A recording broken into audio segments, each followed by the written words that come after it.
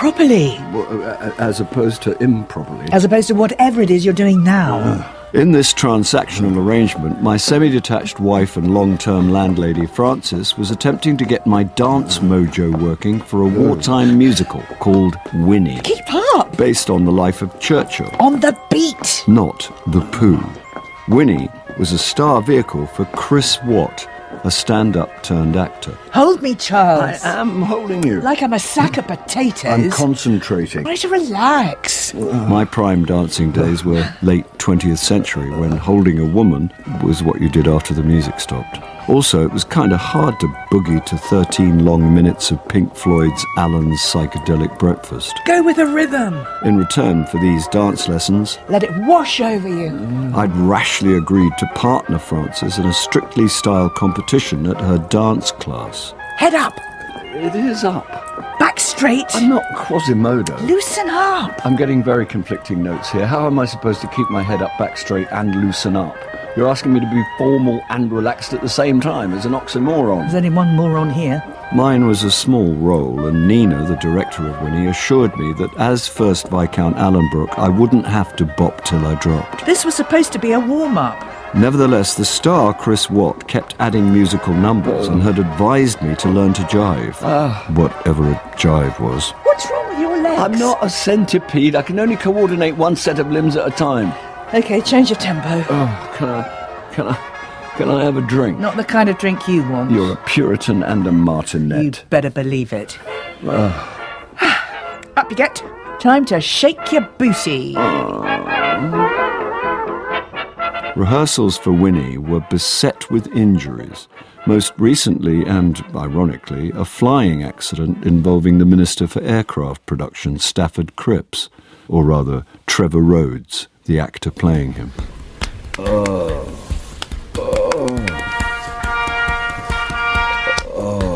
Charles Paris, man of 1,000 faces. You did say faces. Ha ha. Ooh. Isn't Ha Ha Ooh a character in Star Wars? I wouldn't know. I'm not a 10-year-old boy. That's debatable. Morris, if you're ringing to bust my ass, don't bother. There's a large man called Ivan doing that right now. Ooh, it's never too late to explore new avenues. Eh? To be honest, I always thought that boozy, binary, masculine image was a front. I literally have no idea what you're talking about. Oh, for one moment I hoped you were a tad less vanilla than I thought. Clearly not. I'm in a Schwitz bath. Is this Charles Paris I'm talking to, or the reincarnation of my great-uncle Chaim? Did you have a great-uncle Chaim? Maybe I'm thinking of somebody else's great-uncle Chaim. Ow! Man, this is one fantastic pummeling. You should come down here. Down where exactly? Leytonstone. No, thanks. I never travel further east than the Barbican. You don't know what you're... Oh, missing. My office is in Soho. If I want to be recreationally slapped, I'm a hop and a skip from any number of large and willing men. This place was recommended to counter the strains of dance rehearsals. And carry on slapping, because Trevor Rhodes won't be rejoining the cast of Winnie. Oh, no. Good, sincere acting. Not acting, just sincere. I thought Trevor might just have pulled a muscle. He's broken his femur. Poor guy. Okay, sympathy done. You can let naked ambition out of the trap. Don't impose your venality on other people. Congratulations, Charles. Trevor's out, and you're the new Stafford Cripps. Yes! So much for the brotherhood of actors. I feel awful for Trevor. Is the money better? Mercenary. Takes one to know one. It's still a small part, but I'll see what I can do. I suppose if you're not too busy, you'll be sniffing around backstage as usual? Around what? An actor only has to stub a toe for you to start playing detective. You hate me playing detective? Yes, I do. You were in the rehearsal room when Trevor fell, weren't you? Yes. And? And what? What happened? Is Trevor one of your clients? No. Then why all the interest? I'm a caring sort of guy. So what happened? Just one of those things. The rig was giving stage management a lot of aggro. Churchill was flying down, followed by Clement Attlee and Stafford Cripps. That's it, looking good. Ah! Oh! You all right, Trevor? Get him down! Get him down! Someone get him down! Oh, somebody help him! Ah! Oh, my God! Trevor! You all right, mate?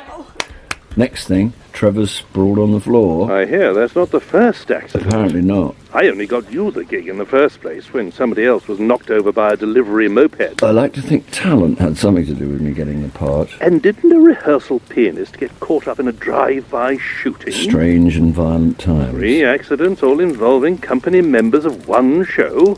I thought you'd be all over this. I've been a bit busy. That never stops you poking your nose in.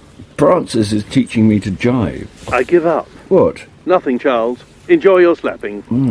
Ow! Ah, that's ow in a good way.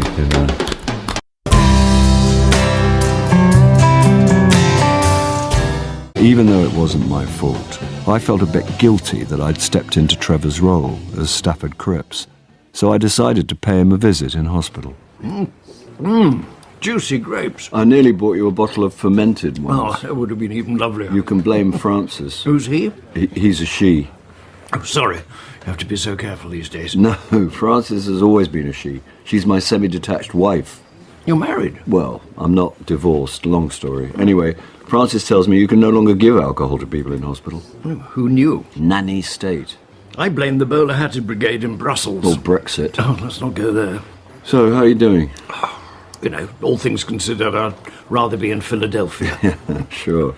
Do I take it they've bumped you up the cast? They have, and I feel awful about it. Oh, no need. But I'm benefiting from your misfortune. Somebody has to. It feels like I'm dancing on your grave, and if you'd seen me dance, you wouldn't want that. I'm not dead, Charles. It's just a broken leg. It's kind of you to visit, and the grapes are lovely, but there's really no need to apologise. Accidents happen. Suppose so. Unfortunately, this one had my name on it. And it was just an accident. What else? No, it's stupid. Go on. Something my agent said. He thinks you tried to kill me to get the part of Stafford Cripps. No. Cripps may have played a big role during the war, but he's fairly minor in the show. Damn, there goes the Olivier. Winston, on the other hand, if someone had tried to kill Chris Watt, no one would be surprised. Is he that bad? You've seen him in action. No, not really, not much. He barged into my singing audition and threw his weight around a bit, but since your accident, we haven't done a lot together. Oh, then you've got a treat in store. That bad? Well, put it this way, I wouldn't wish a broken leg on anyone. On the other hand, I'm slightly relieved to be excused rehearsals with Chris Watt. The trouble is you've got 2 massive egos butting up against each other. I assume the other one's Mark. How did you guess? I've witnessed him big-timing himself. Mark Spelthorne's one of those actors who believes his own publicity. No, the real trouble is when Mark and Chris lock horns like a couple of rutting stags. There can only ever be one alpha male. And I wasn't a threat to either of them, so if you're looking around for a motive to injure me, I can't think of one. No, me neither. The only odd thing is how many accidents there have been since Winnie started rehearsing. Well, yes, that is true. It has had more than its fair share. And it's nice that your agent's looking out for you. What, Morris? My agent wouldn't worry about me. I'm lying here with a broken leg. She hasn't even sent me a get well card. When I get out of here, I think it's time for a change. What's Morris like? As a human being? As an agent? Well. Next morning was my first chance to see Chris Watt in action. I got to the rehearsal rooms early enough for first dibs on the green room coffee. Good grief, Charles. Have you heard about the national obesity crisis? The human body can't metabolise that much sugar. Kay Walbrook and I went back a long way, and I knew from experience that there was little about the human body she didn't know. Ask anyone who was with her in the revival of O Calcutta at Felixstowe Rep.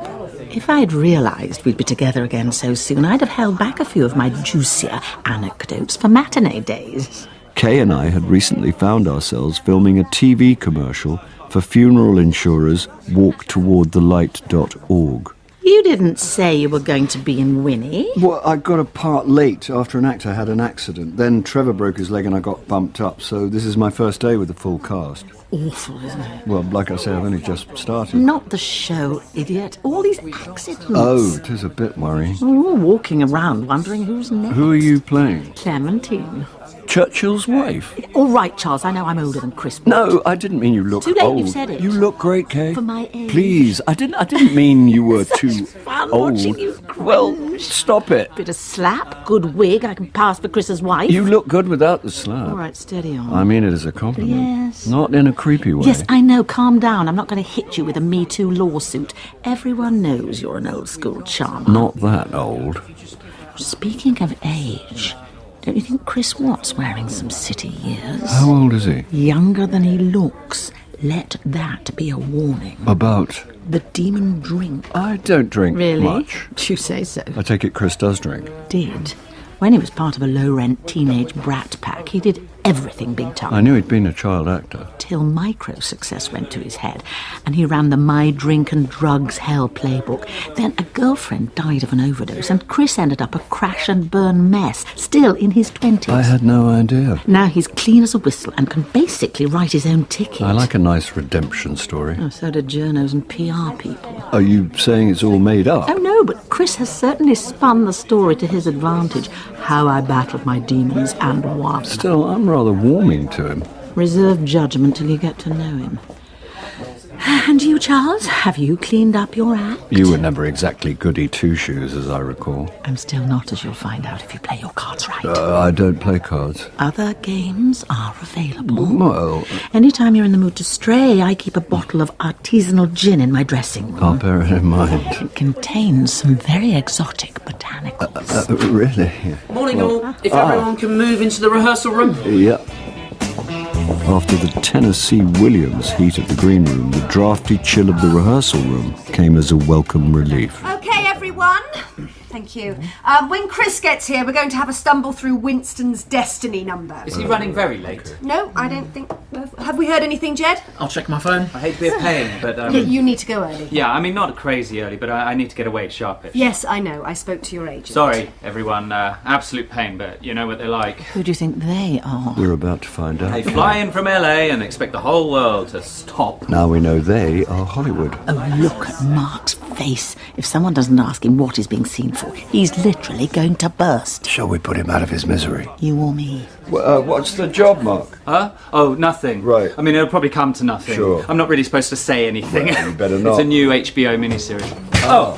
Oh, morning, Evie. Sorry I'm late. I had a puncture at Elephant and Castle. Much lauded, garlanded with praise and awards, Evie Robbs was the writer behind Militant, the Derek Hatton musical which had been a timely, if surprise hit, a year earlier. The bus driver wouldn't let me on with the bike, so I had to push it all the way here. She was painfully shy, and not at all what I expected from someone in musical theatre. Don't worry, Evie. Chris isn't here yet. No messages so far, Nina. Right. Morning, all. Hi, Chris. I was just saying we're going to... Yeah, I've been run up all through night. I've got some pages for everyone. Pages. Sorry, what pages? Rewrites. Rewrites on my script? Well, something was bothering me after the gig last night. You did a gig? I wanted to try out some new material. You did a stand-up gig last night? Yes, Nina. After rehearsals? Not straight after. My wife and I went out to dinner first, which is when we got talking about what's wrong with the show. I don't think there's anything very wrong. Then I went on to a club. A comedy club? Well, you don't try out new material at the Ministry of Sound, although they have asked me to DJ. Anyway, when I finally got to bed, I lay awake till 3 trying to work out what we should do. Then I got up and wrote through till 6. It's my The script. thing is, Chris, I've got a rehearsal schedule. Yeah, I know. And we do sort of need to stick to My script. Yeah, I know. Obviously, it's a collaborative process. There you go. Up to a point. Evie and I are both open to ideas and input from everyone. There you go. But the clock's ticking, and we can't keep adding new material. A show's like a ship, yeah? Huh? This is the HMS Winnie, and we're all in it together. Sure. Good, we agree. But there's no sense spoiling ship for a heap of the tar, as my gran used to say. Well, no. And much as I love Titanic, I, for one, don't intend to go down with a sinking ship. But the ship isn't sinking. Well, that's a matter of opinion, Evie, and as captain of this particular ship... If we can drop the nautical analogy for a minute, there has to be a cut-off point for adding completely new material. We're already up against the clock, and every major change affects the entire crew.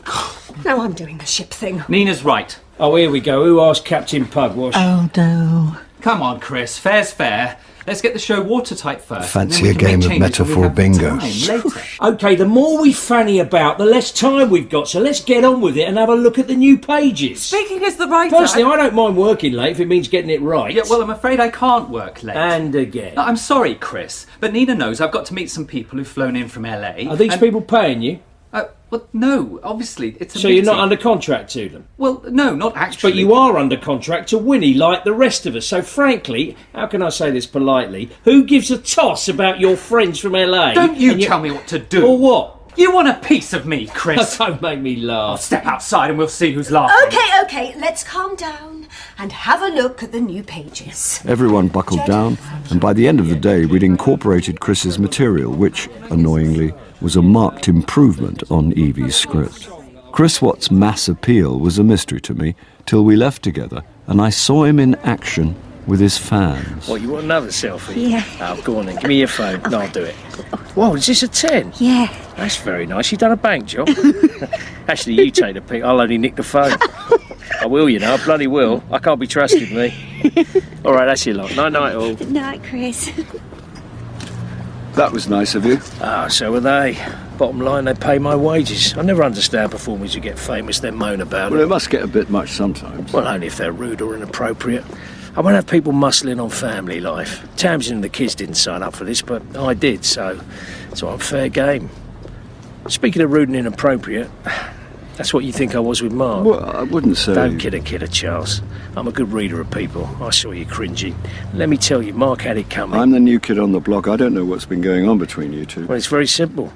Mark's a fairly well-known character actor who thinks I'm a know-nothing comic got lucky, and it eats him up that I've landed a lead role in a West End musical, so he's constantly trying to prove to me that he's the real deal. I'm a turn, he's an actor.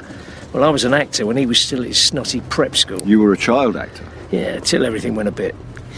Anyway, that's all in the past. Now I can write my own ticket, and if Mark Spellthorne doesn't like it, tough. Taxi! Yeah, I'll see you, Charles. Yeah. Still feeling warmly disposed towards our star? Well, I can see how he and Mark rub each other up the wrong way. Oh, Mark's a vain twerp, but he didn't deserve to be humiliated in front of everyone.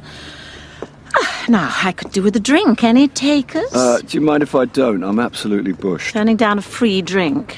You really have cleaned up your act. Night, Charles. It wasn't that I didn't fancy a drink. I just fancied a quiet drink alone with my thoughts. There you go, Charles. 2 pairs of double scotches and a selection of heritage nuts. Apart from the 200% price hike, what makes these nuts heritage nuts? Change of management and the new boss has got a beard. Got it. Contactless? I have been for years. Tap when you're ready.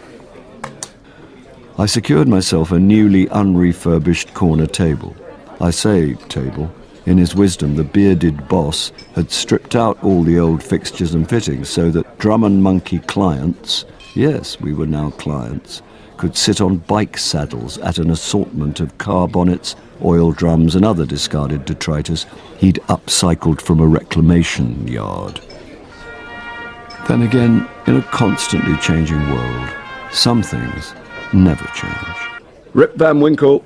Well, if you will squeeze into those jeans. Do you ever feel like you've woken up from a long sleep to discover the lunatics have taken over the asylum? It's called aging. I'm not aging, I'm maturing like a fine wine. Or a crusty old cheddar. There's nothing cheesy about me. My advice is, in a world gone mad, keep in step with the lunatics to avoid disappointment. Wise thought. I'll send you an invoice. If only that was a joke.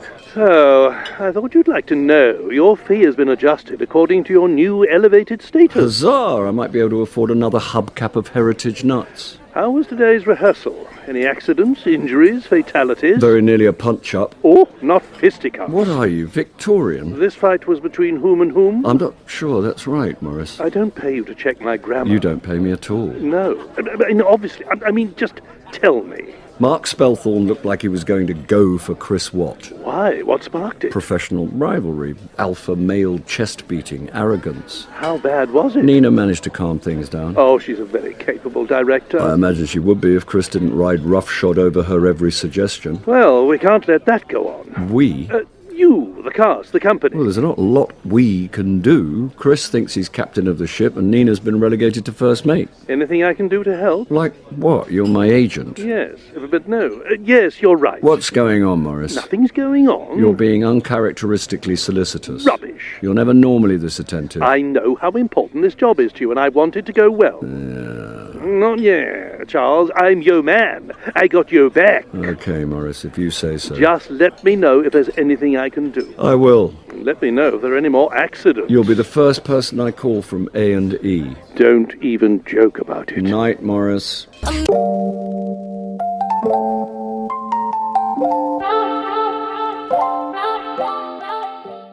Step to the right, step to the left, swing right and swing left, and shake it, shake it, shake it. I think I've shaken it right off. Don't stop! Please, Francis. Please. How are we going to be ready if you keep stopping to catch your breath? Give me a break, please, I beg of you. On bended knees. Not just bent, Francis, bended.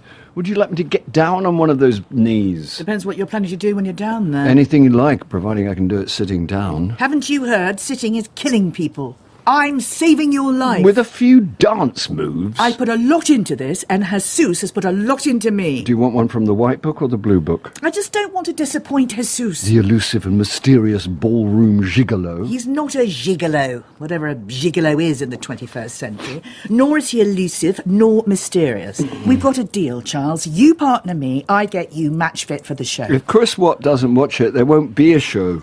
Don't tell me the stand-up can't act. Oh, he can act, damn him. But he also fancies himself as a writer. All actors fancy themselves as writers. Well, this one comes in each day with new material for the show, and you know what's so infuriating? It's good? Worse. It's good, and somehow it always puts Chris centre stage, even in scenes he wasn't previously in. What about the actual writer? Doesn't she object? Yeah, but she's so quiet that he ignores her. Fortunately, I've only got one verse in the song, so with a bit of luck, I'll slip under Chris's radar. Sounds like a plan. Got your breath back yet?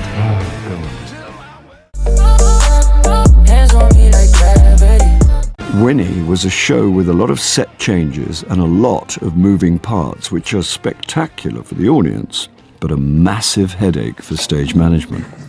Bit of hush, please. Right, everyone listen up. On this production, the headache belonged to Jed, the stage manager. We need to strike the cabinet war room at exactly the moment Winston and Clemmy walk into the rose garden. Got it? In my youth, I worked stage crew, so I know how difficult it can be to execute a director's vision. Destiny's a key song, so no room for mistakes, okay? And grab some tea and we'll have a stagger through. When I'm not on stage, I love to watch the unsung professionals at work. What are you doing lurking in the shadows? I was just watching the crew and trying to remember my rope technique. Hand over hand, figure of eight, hand over hand, figure of eight. You were stage crew? In olden times, I did a bit of everything back then. Stage crew, assistant stage manager. I did a brief stint as a dresser at the Royal Ballet till I discovered I was jockstrap intolerant. We travelled in opposite directions. You liked jockstraps. I was an actor. Well, child actor. All curly hair and angelic looks. You're thinking, what happened? No. It's exactly what I was thinking as I tried to look past the bald head, dewlap jowls and heavy frame to see the little angel beneath the skin. Can you strike Winston's desk, Danny? Sorry, Charles. Better get on. You know where I am if you need a reef knot or a half hitch. I'll bear it in mind. Okay. Grab yourself some tea. I wasn't in a tea frame of mind. Instead, I nipped out the back door to lubricate the larynx. You do know those will kill you. Well, something's got to. You don't suppose I could bum one? Help yourself.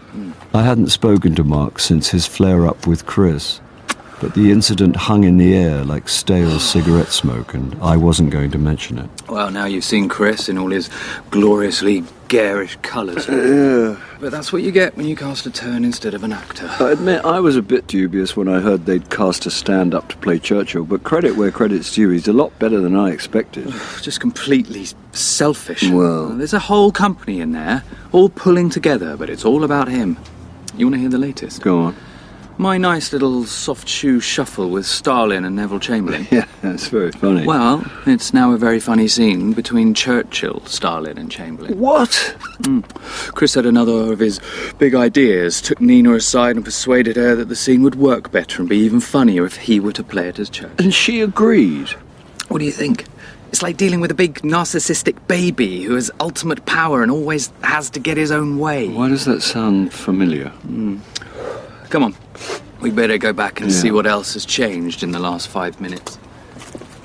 For all his faults, I felt for poor Mark, and for once offered up a small prayer of gratitude that apart from a 4-line solo in the song Destiny, my role was too small to attract Chris's attention. The history of the English-speaking peoples on the shoulders of a siren-suited man. Should the brave, wise kinsmen of this nation entrust their future to a button-booted sham? We have faith in our friend, we have trust in our chum. He's the man with the plan, he's flicking a V at the Nazi scum. Yes, the lights are going out all over Europe. The future of our world is under threat. We can't survive for long on golden syrup, and we're running up a massive national debt. Though he drinks Napoleon brandy and he smokes a fine cigar, his diplomacy is handy from the workers to the middle and the la-di-da. From the workers to the middle and the la-di-da. And he's thinking of me. Nina, sorry guys, Nina. Yes, Chris? Right, something's just occurred to me about this number. Could it wait? No, it's bugging me. I kind of think it's something we might want to address ASAP. 5 minutes, everyone.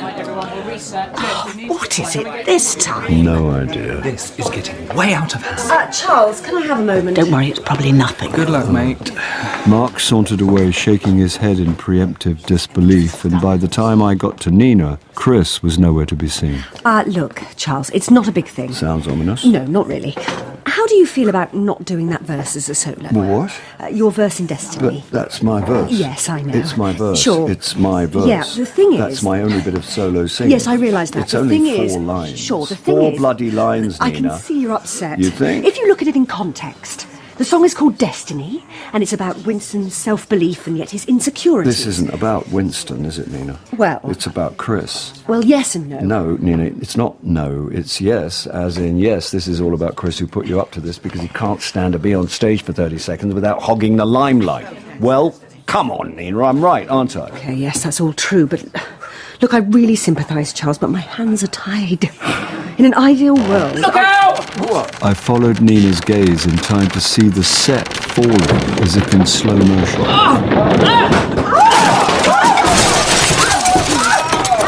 Chris emerged from a cloud of dust. Are you okay?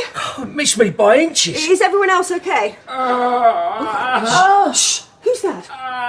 Mark! What? I think he's under there. Oh, no. The curse of Winnie had struck again, and I started to wonder if Morris was right. Somebody help me! 4 incidents, all involving company members of one show.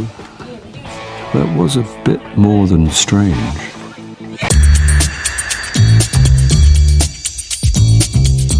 Episode 2 of Charles Paris. Charles was played by Bill Nighy, Frances by Suzanne Burton, and Morris by John Glover. Chris Watt was Nigel Lindsay, Nina Lamb, Claire Corbett, Trevor Rhodes, White Burtonshaw. Kay Walbrook, Carolyn Pickles, Jed, Ronnie Duty, Mark Spelful, Christopher Harper, Evie Robbs, Francie Webb, and bar staff Sarah Ovens. Music was written and performed by Neil Brand. Star Trap was written by Jeremy Front, based on the novel by Simon Brett. The director was Mary Pete, and the producer was Sally Avens.